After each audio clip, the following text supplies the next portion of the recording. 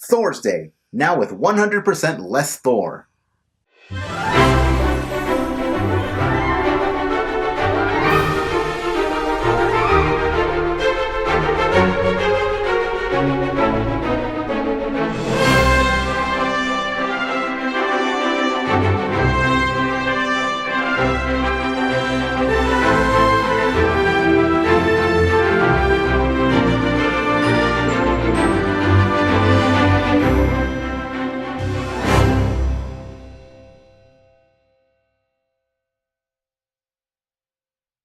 Hello, Internet! Welcome to Tales Showcase, where we gave up on our origin story years ago. I'm your host, the Watcher of New Earth. Another Thor's Day has arrived, and today we rejoin the Thunder God as he continues his quest to vanquish the God Butcher. A quick recap. Gorr, the God Butcher, has made it his life's work to track down and kill every god. Duh. He has now had run-ins with Thor in the 7th century, the present day, and the distant future. With each new encounter he grows stronger, to the point where in the future he has decimated Asgard and left Old Man Thor stranded. That is until last issue, when present-day Thor traveled to the future and helped his older self overcome Gorr's forces. Not that a lot of that matters today, because today's issue takes place centuries before any of it happened, as we explore the origin of Gorr, the God Butcher. And without further ado, let's get started. This is Thor, God of Thunder, number 6. We start in... wait, what? What is this? What is this art? This isn't what I expected! As you might have gathered from my calm, reserved, yet very much justified reaction, this art style is very different from the previous issues. For this issue and this issue only, the art is done by Butch Geis, I think? Hell if I know.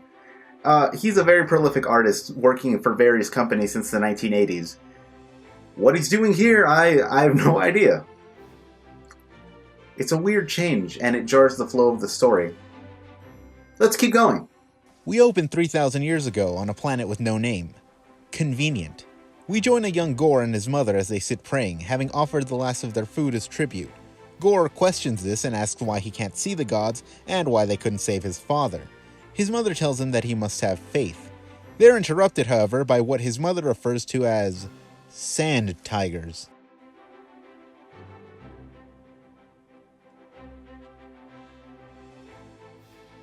His mother tells him to run and is killed by the animals. Years later, a now adult Gorr sits beside his pregnant wife as he offers her what little food he could find to eat. She says that they must continue to pray to the gods for rain. Suddenly, there's an earthquake that destroys the cave they were in and causes her to fall down a ravine and be buried by the rubble. With their home destroyed, he and the rest of his tribe search for another. Unfortunately, his son dies in his arms from overexposure to the elements. He buries his son, but even that he can't do as his tribe reprimands him, stating that the boy will be damned unless he's strung up on a tree so that the gods may ascend him. Gorr kinda understandably snaps. He tells everyone that they're all damned, that there are no gods, and that they're all gonna die in this heat. They don't exactly take it well and begin to stone him. Seems harsh, but it also seems like there's no women stoning him, so I guess it's fine. They abandon him to die, and he trudges through the desert alone, hoping to die. However, something crashes to the ground, narrowly missing him, and he goes to investigate. There, he sees what appears to be 2 Power Ranger monsters lying down after fighting. Well, there's something you don't see every day. They turn out to be gods, and as Gorr approaches them, the Golden One reaches out, asking for help. Gorr isn't having it, though, and goes off on the helpless god. Suddenly, the weapon piercing him liquefies and goes to Gorr, transforming itself into a dagger. Gorr instinctively moves in for the kill. When he's done, he looks to the sky, wondering if there are more. He then takes to the sky in a really goofy-looking suit. We then snap to the distant future where Gorr is recounting this story to an imprisoned and unrecognizable Volstagg of the Warriors 3. Volstagg, having apparently been held prisoner for 500 years, is being punished for stealing bread. He responds that even slaves need nourishment, calling Gorr the Lord of Skinflints. Ooh, burn!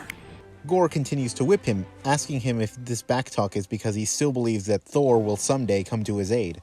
Volstagg answers no, believing his fate to be sealed.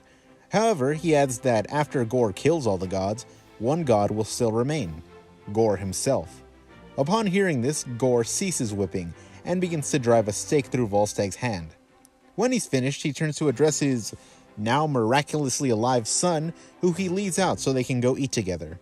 And the comic ends with the now defeated Volstagg crucified alongside many other gods. And that was Thor, God of Thunder number 6. It's way better than it deserves to be. Honestly, this might be the best issue so far. They managed to provide a compelling backstory to what could easily have been a one-note villain and makes us empathize with his struggle and loss. It also plays with the idea of growing disillusion with faith with the inevitable tragedies of life, something that many people come across.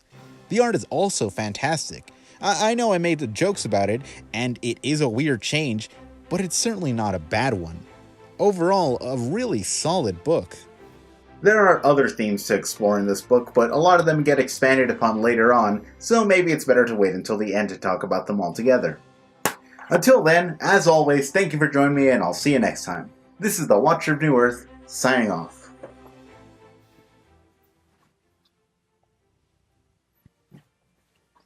Hi, I'm the Watcher of New Earth. If you like that video, hit that subscribe button, maybe even the bell icon. It probably does something, right? I mean, YouTube hired someone to put it there, so the least we could do is show appreciation by hitting it.